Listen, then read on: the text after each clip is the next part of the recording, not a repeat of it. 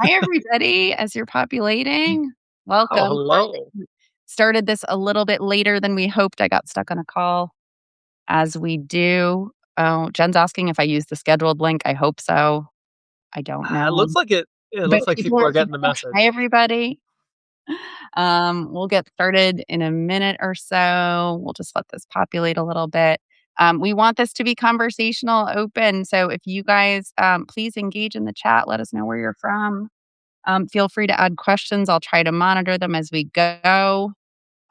This is only take two of us doing Substack Lives on the weekly roundup. So you all are Courier fans and hopefully Cam fans, our national political correspondent. Uh, It's great to have everyone on. yeah, thanks everybody. So we are going to I mean, it's been hard to recenter my brain on this, but this is the whole point is that we have to keep talking about the Epstein files despite the fact that our president is like declaring that he's going to commit genocide today, which is really the topic Again. of the conversation, but we're not going to talk about that much, but if it comes up, it comes up. So anyway, Cam, thanks for doing this and doing all the wonderful things that you do. We had a really big launch yesterday that you played a very big role in. So, for folks who don't know, although I imagine if you're here, you do, we launched a brand new, really amazing, expanded investigative reporting initiative on the Epstein files called the Cover Up. And Cam, who has been covering obviously the files for quite some time and launched our first tool, had some more breaking news out with the launch yesterday that we're going to talk about that story and what else we're going to be doing with regard to the cover up so we can keep the Epstein files and most specifically the cover up as led by the president, the Department of Justice, the FBI, you name it. They're all complicit in the news, in the narrative. So there is actually accountability. So we can talk about that as well. But thanks everybody for joining us on a Tuesday afternoon. So Kim, why don't you go ahead and tell us about the story that you published yesterday out of the files, and then we can back up into the cover up. Yeah. So the story that came out yesterday, it's on my Substack. Feel free to check it out, subscribe below the Beltway. It is something I've been working on for a while. We've been digging into Epstein's finances, how he was financially connected, and how he used his money to protect himself and to pay off people so they would protect him as well. Thanks to a new database that we released, I was able to get access to some Treasury documents that the Department of Justice currently has redacted, but when they first released them, they had not redacted them. And in those documents, we were able to find eyewitness accounts detailing um, money laundering that Epstein's lawyer, Darren Indyke, was participating in. And not only is this extensive, long term money laundering over the course of many, many years, but just last month, he lied about this when he testified to Congress. He was deposed, he was under oath, and he he lied because he thought he was covered by the information that was released, but because we were able to find these things that he wasn't aware was public, we were kind of able to catch him uh, trying to get away with it.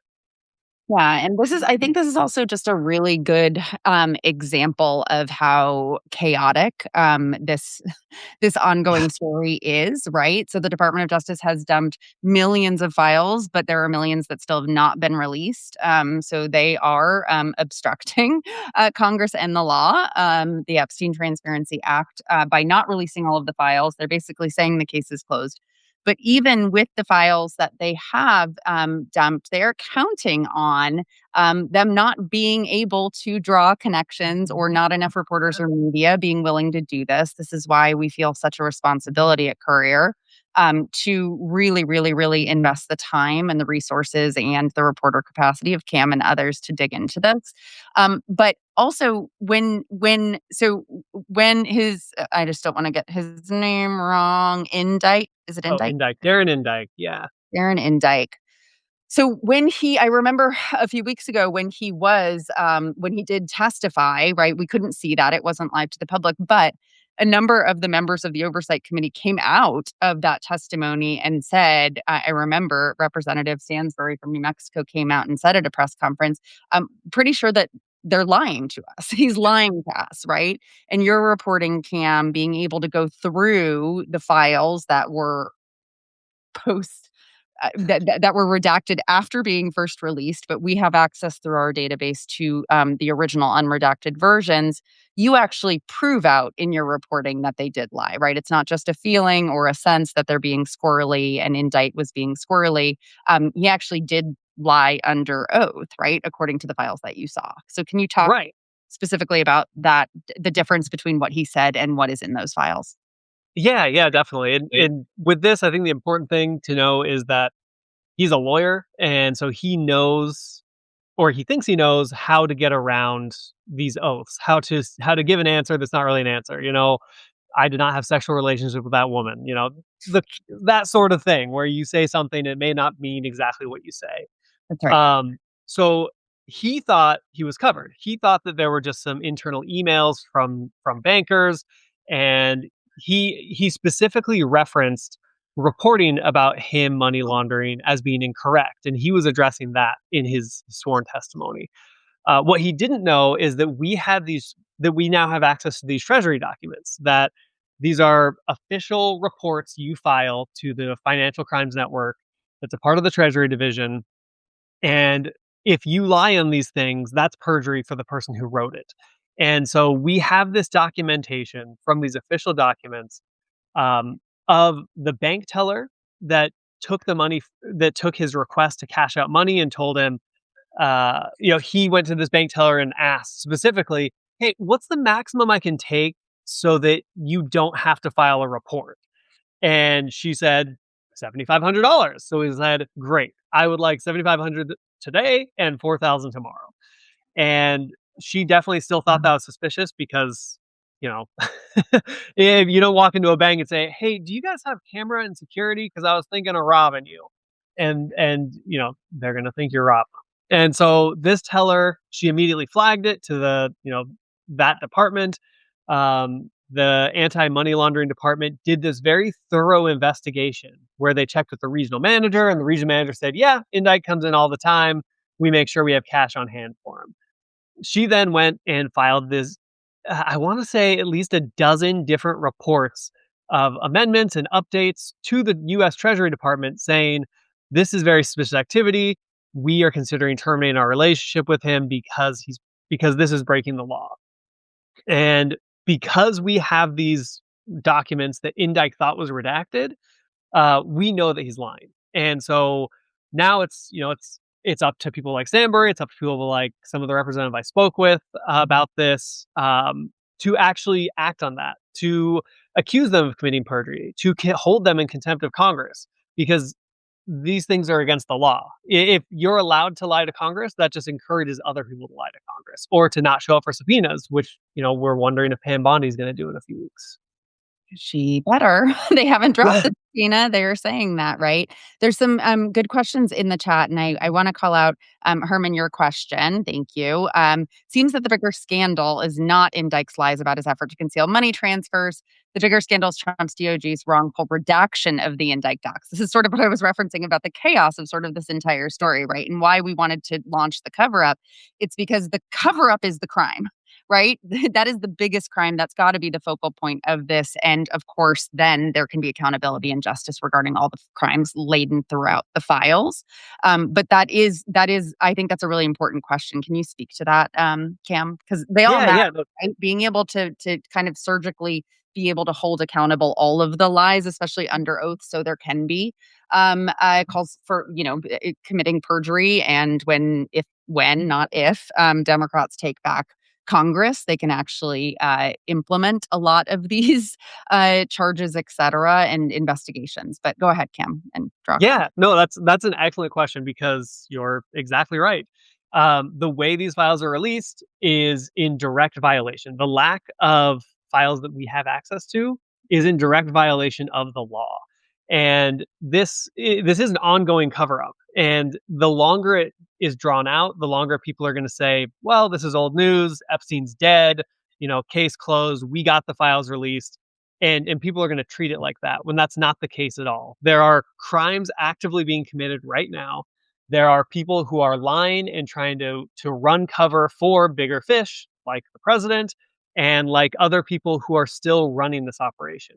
Because that's the most important thing I think a lot of people overlook is Epstein was running a multi-billion-dollar industry that involved sex trafficking, that involved companies, shell corporations, tax evasion, and it touched billionaires, millionaires, wealthy, powerful individuals. A multi-billion industry doesn't just disappear. It doesn't go away just because one person died. There are still pieces of this actively being used right now. And acting like it's case closed, like he's dead, so it's done, it just does a huge disservice to victims. And that's why I think it's so important for us to continue pressing on it and pushing on it and catching people as they continue to lie and break the law about it so that we can, in theory, hold them accountable, and prove that they're not above the law. Right. That's exactly right, that they're not above the law. All these people that are complicit and now lying under oath. And Indike was left, Epstein left him $50 million in his will. This Yeah. man who's lying under oath, right? And who is still the executor of the Epstein estate, one of the executors of the estate. So this is an ongoing story. You also interviewed Congresswoman Summer Lee, who has been an unbelievable pusher of this in the House Oversight Committee. But she was, I think, the first one to launch. You should give the technicalities. This is why I'm here to Yeah. interview him, not to know them. But she has been leading on this for a really long time. You interviewed her for this story. And one of the things that really stood out to me that she said was that they're like, we have to stay on this, even though we don't have the majority in the House right now to be able to really advance the charges, but we can't lose sight of this and keep the story moving. And so all of these sort of nicks matter, even though they feel small compared to the larger cover up and controversy. So talk to us a little bit about what Summer Lee and other Congress members' strategy is with the subpoenas that they're delivering and these testimonies, knowing that their hands are a little tied when it comes to holding folks accountable for committing perjury at this moment. Right. Yeah. Well, the hardest thing right now is that's what you mentioned, that there are, you know, 49% of Congress wants to hold the Epstein files and the perpetrators accountable. But that 51% is the Republicans who control Congress, and it is up to them to decide who gets subpoenaed, what is followed through, who's held in contempt, and whether or not the Department of Justice will be held to the law that they're supposed to uphold. And so what Summer Lee's been, I think, the most effective at is finding small issues to get bipartisan support so that she can issue subpoenas and get demands. She's the one who last July was able to successfully get a bipartisan subpoena for the documents held by Epstein's estate. These are a ton of documents that the estate has been involved in hundreds of millions of dollars of settled lawsuits to multiple governments, the Virgin Islands, New York, and they've paid out tons of money to victims. They always settle out of court. They're always civil cases. But these documents hold a ton of clues that could be used for criminal convictions.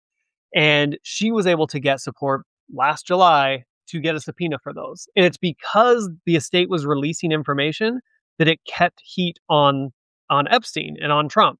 And because of that, she was able to push for more subpoenas for individuals. She's I think she's been very savvy with this. In order to get a subpoena for Bondi, she first had to agree to a subpoena of the Clintons, which was a very partisan ask. Hillary Clinton has never had any involvement with Jeffrey Epstein in person, in profession, in any capacity. But She made clear in her testimony while she was giving them direction on how to run an investigation. right. But that was the, I don't want to say sacrificial lamb, but that was the compromise. Like, sure, This isn't a partisan witch hunt. We want right? everyone who was committing crimes as part of Epstein's entire scandal Yeah, held accountable. yeah, exactly. And so she did that. She was able to then push for Bondi's subpoena. The next step would be if Bondi doesn't go to her deposition, to hold her in contempt. I've also talked to Representative Lee about potentially holding Darren Indyke in contempt because he is proven to be a liar. Right now, it seems like the focus is Bondi, is to see what happens there. Although I think if Bondi sees that people are lying and not being held accountable, and then coupled with the fact that what Steve Bannon's contempt of Congress conviction is being vacated by the Supreme Court, those are incentives for her to ignore Congress. And it's really up to Congress to make sure that they use their power instead of give it away as they've been doing, every single month ever since Trump took office. That's No. why we're in a war. No, it's exactly right. It's exactly right. What's happening right now. And I want to give some credit too, because to your point, like this would only be happening. These investigations would only be happening. These subpoenas would only be delivered because of bipartisan support. And there have been some folks, including Representative Nancy Mace, Marjorie Taylor Greene, obviously Thomas Massie, who's been one of the leaders on this, all from the Republican Party, that are calling for accountability, that have been really, really, really strong on this issue. Searching for accountability and justice for the survivors. And that's why I think about this all the time, because we would not be hearing anything about the Epstein files if there were not Republican members of Congress that were involved in this, because we don't have the House, the Senate, or the White House, and all the Republicans in the White House, the administration, Department of Justice are complicit in this cover up. So the other thing, I think somebody put it in the chat, that it wouldn't take that many individuals. Like, I'm a firm believer that, something can take this entire house of cards down of this Right. cover up administration. I don't think it's going to be Pam Bondi, but my God, do I wish that she would just wake up so fuming mad about getting fired so Right. unceremoniously and use that testimony to just say all of the things that they have been hiding. I don't expect that to happen. But you never know. I mean, right now, today, right? Trump has essentially declared that he is going to take out all of Iran and the Iranian people if he doesn't get what he wants. And we have folks like Marjorie Taylor Greene calling for the 25th Amendment, right? There are Republicans that are really, really, really turning away from the corruption and insanity of this president administration. So everything feels a little bit like a tinderbox. We think it's so important at Courier, especially given the capitulation of national legacy media outlets to this administration, that independent outlets like ours and others and independent journalists stay on this beat, which we're so fortunate to have Cam doing that. And Nina Burley, if you guys don't read her newsletter out of Courier called American Freak Show, she also has a story about Epstein files out today, or some of the actual, this is what you were referencing, right, Cam? Some of the actual files, boxes, whatever things that were Yeah. in New York. Yeah, no, Nina's story, if you haven't read it yet, definitely check it out. She's over at American Freak Show on Substack. But it's basically, this is with Richard Kahn. He's about the same tier as Darren Indyke. When the FBI raided when the FBI raided Epstein's Manhattan home, they had a warrant to search for certain things, but that didn't include the contents of his safe. They opened his safe, but then they went back to get a warrant to look at what was in it. Inside of it, it was ridiculous spy shit. Like, there were a bunch of passports with his face and other pseudonyms. There was like 70 grand in cash, a bunch of diamonds. But what was the most interesting thing that we don't have anymore is an untold number of digital documents. He had a ton of CDs, which back in the day, maybe you remember those. That wasn't just for music. You could store files on these things. Millions of documents, videos, photos, all sorts of things. And Nina outlined how Michael Wolff famously knew Epstein. They were very close, and often said that Epstein would show people Trump in compromising positions from stuff he had in his safe. Well, all this stuff, FBI opened the safe. They went back to get a warrant to look at these documents. Meanwhile, Richard Kahn sends the housekeeper to collect those things, put them in a suitcase, take them over to Kahn's house. Kahn, after 3 or 4 days, gives them to the FBI, and it has a lot of the stuff in it, but it's missing those CDs with all those documents and information on them. And this is another lie.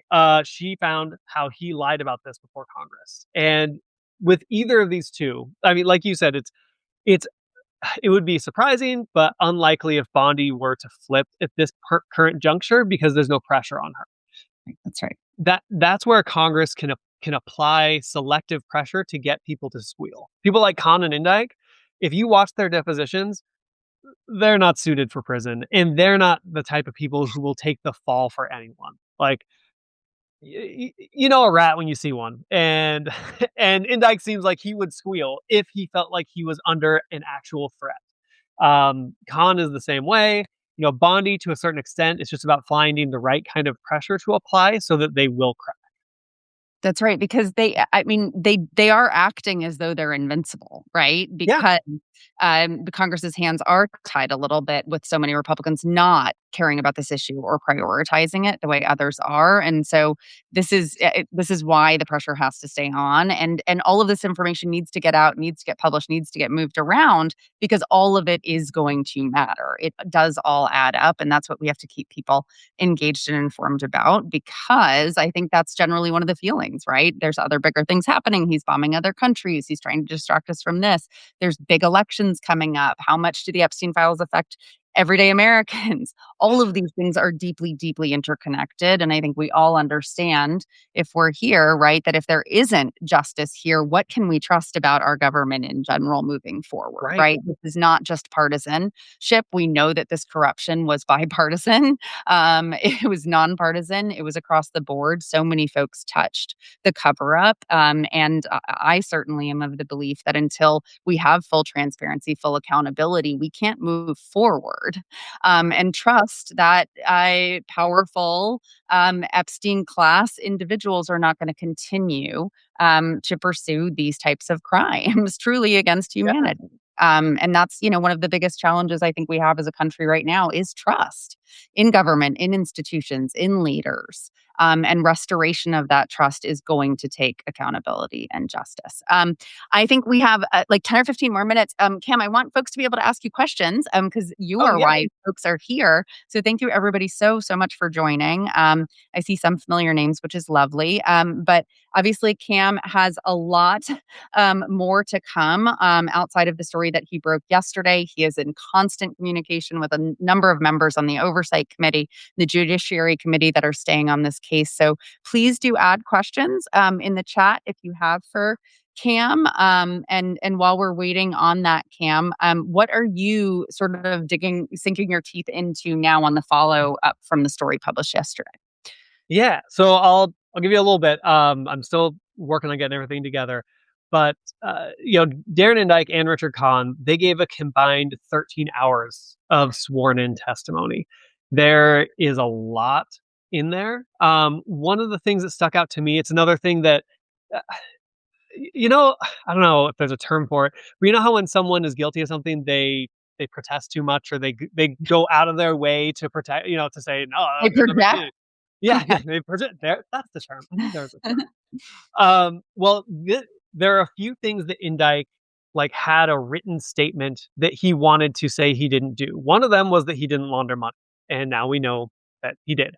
Another one was that he never interacted with victims or told anyone to avoid law enforcement.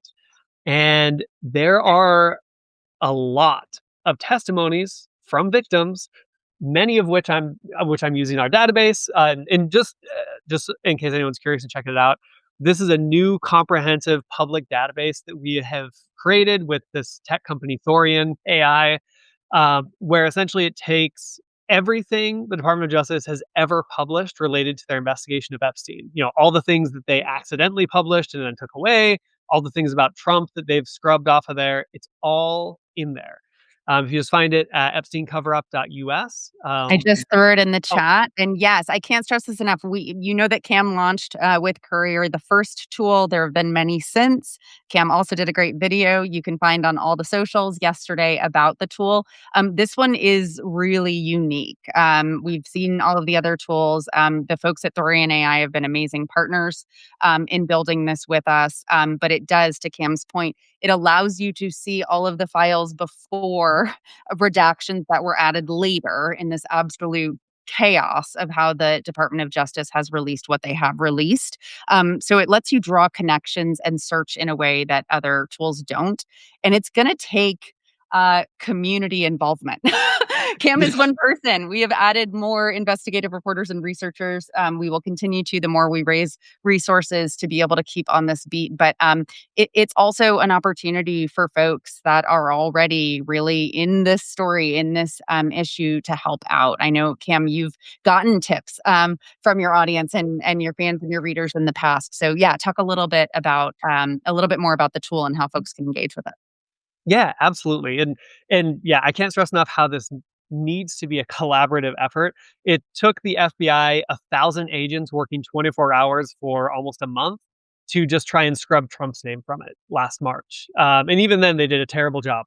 The amount of stuff that is there that they haven't been able to scrub or hide from us is unfathomable, I would say. And we need as many people collaborating and working on this as possible. The database is really cool because in addition to being able to do searches and like tagged search history, so you can tag certain things, people's names, companies, businesses, entities, and it will specifically tailor its search to find those. It also gives you a preview of what every file says, so you don't have to download everything. Because I know that sounds silly, but going to the DOJ's Epstein library and it's just EFT 001397 and EFT 00, just pages of that is very overwhelming. And like, what do you do with that? So this is nice because it gives you that. It lets you save your search history so that if you're pulling away at a thread and then you find something else and you want to weave over to that, then you can save that and jump into the other thing. So it's really supposed to be used as an investigative tool that the public as well as reporters and journalists can use. And we're hoping to be able to crowdsource and add like a collaborative element. We're working on setting up a Discord so that people like yourself, volunteer investigators and researchers, can share what you found and collaborate. Because I've received hundreds of tips from people, and a lot of people are looking at things that I would never think of. But they are, there's like 6 or 7 of them, of these regular people who are searching for this one thing and they're super into it. And so there's a way for all of you to be able to talk to each other and feel less isolated. I just think that's a really good use of the internet and the way to build a community that way. No, absolutely. And we are there's just so much in here that we are trying to really focus our reporting efforts to. As we mentioned, the cover up is the biggest thing, how they are covering this up, the Department of Justice, the president, the administration. This is what is going to be used to take them out over time, which is critical in the pursuit of accountability and justice. So following the money is critical, right? Like this Yeah. is one of the things that I think is, a behind the scenes on reporting. There's so much here. We need community support to do it. It's why we've licensed and built this tool. But also, you have to prioritize. You have to zero in because there's Right. so much here. And we do know that there are not a lot of news organizations that are actually staying on this beat now that we are in another war. And there's so much going on and the president wants us distracted. So can you talk a little bit, just high level, Cam, about sort of what you think the most important threads are for folks who want to start kind of playing around and digging in the tool of what would be useful if there's like certain names or certain keywords that are going to help us sort of stitch together more of these stories more quickly? Yeah, definitely. I mean, I see there being like two buckets or two different types of information in these documents. There are tangible things that connect people to crimes. And then there like, witness testimony from the FBI, internal investigation files, federal reports. And then there's the emails, which can help string together the narrative or give the motive for why these things are happening. I honestly think the administration is hoping people just go into like the lewd and Sure. disgusting emails because it's attention grabbing and it's gross and people can say, "Oh, this is terrible." But we live in a post shame society where people in the United States don't face accountability for that. They do in other countries, but not here. So so being able to tie those things to actual tangible crimes. That's why I'm looking so deeply into financial crimes because money is, you're in the black or you're in the red. And this wasn't a free service. Jeffrey Epstein didn't set up his, sex trafficking island so that he could just have fun and, party with his pals. He did it as a way to get blackmail, as a way to make money, and as a way to spread his wealth and influence around. And people like Leon Black, who was a big Wall Street banker type guy, he paid hundreds of millions of dollars to Jeffrey Epstein. He's someone who's definitely worth looking into. Les Wexner, he ran Limited Too, which includes Victoria's Secret, which is famously sexualized underage girls. He paid a ton of money to Epstein as well, and this money had to go somewhere. It had to go into accounts. He used places like Deutsche Bank. He also used sanctioned Russian banks through Deutsche, like Danske Estonia. Um, I've got a list I can share at some point of there's like the Federation of Middle Eastern Banks, and then there's the U.S. ones like Bank of America, Bank of New York Mellon, J.P. Morgan, J.P. Morgan executives like Jez Staley. He was pretty involved in all of this. And then there are certain types of federal reports, like where I found Indict's information about him money laundering. That is from the U.S. Treasury, it's a department known as FinCEN. I'm totally blanking on what that stands for now, but FINCEN. That's the department within the Treasury. And then they would file something called suspicious activity reports. It's SAR, suspicious activity report. And one of the reasons these are so intriguing is because for whatever reason, DOJ, when they first published the files, they published thousands of these SAR reports, unredacted, tons of information. And then they immediately realized what they did, took them down and re-uploaded them. And these aren't partial redactions. It's just pages of blank rectangles, hundreds and hundreds of pages of blank rectangles. But behind those redactions, which we now have access to, are testimony and detailed tracking of all these different banks who reported on problems, who found issues with Epstein, and told the government. They didn't terminate their relationships. The government didn't investigate. And these banks have paid out, once again, hundreds of millions of dollars in civil lawsuits because, they've committed no wrong. They admit no wrongdoing, but I'm not going to pay $20 for a parking ticket I didn't deserve. I don't see them paying $100 million for a sex crime they didn't do.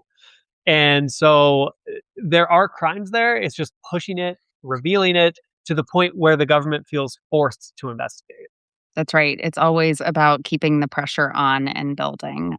So following the money is really important. When we get the community up on Discord, maybe other places too, there'll be some prompts, right, about certain areas or storylines Yes. that Cam and others are reporting on that folks can help out on. The other thing I'm personally obsessed with is why hasn't New York State launched an investigation the way New Mexico has? Governor Hochul, I'm looking at you, and AG James on that. I think that's really, really, really critical because where we know the federal government will not act right now because they are complicit in the cover up, they are driving the cover up. States have a lot of ability to launch investigations, as we have seen the New Mexico state legislature launch their investigation into Zorro Ranch. I feel like New York should do the same. Is there anything on that front, Cam, that you think is worth pursuing, or why that hasn't happened yet? Is it just the lack of pressure because we just need to keep the pressure on?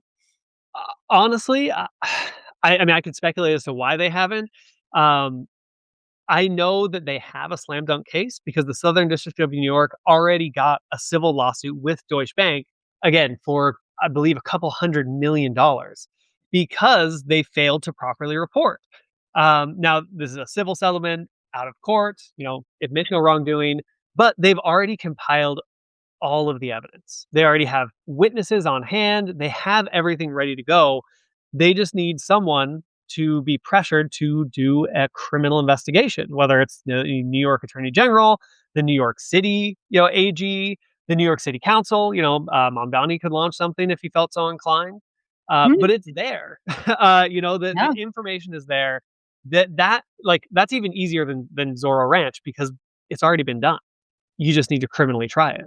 That's exactly right. And that's why accountability reporting is so critical to shed light on this so we can create the pressure on the leaders to do the right thing here and be able to keep building a stronger and stronger case using all of the tools and mechanisms available, including And state and prosecution. and pressure, I mean, you just reminded me of something, is I mean, Yeah, pressure is the only way that's gonna happen, because what people need to keep in mind is that Jeffrey Epstein was a wealthy and generous person with his money. He his hands are and his money are all over New York politics. everywhere. He has donated so much money to people who are still in office there that there is a lot of incentive for them to not do anything, to look the other way.